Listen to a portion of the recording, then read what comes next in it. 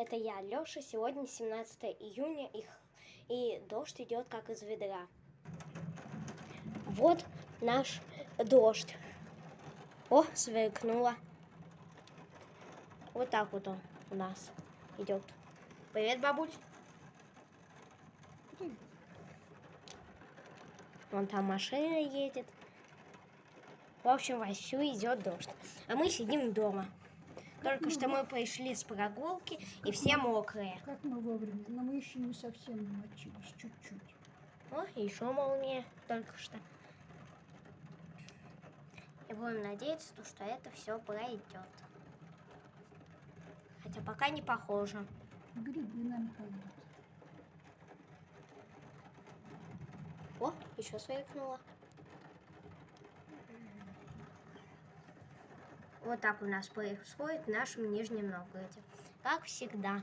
Что не делаешь, то приключения. О, еще молния. Ну, что я могу сказать? Чтобы у вас не попала молния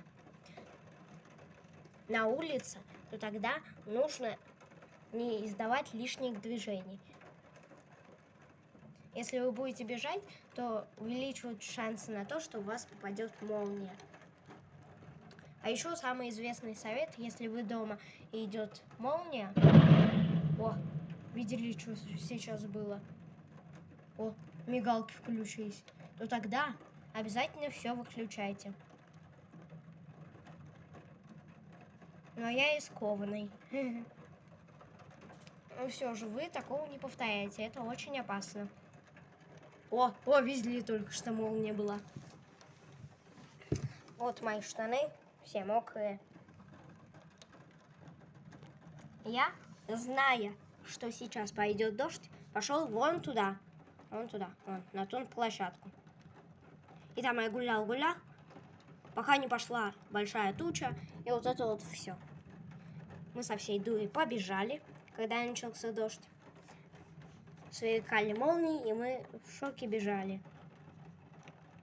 Точнее, бабушка бежала, но я старался идти пешком, как было в совете, чтобы не попала молния.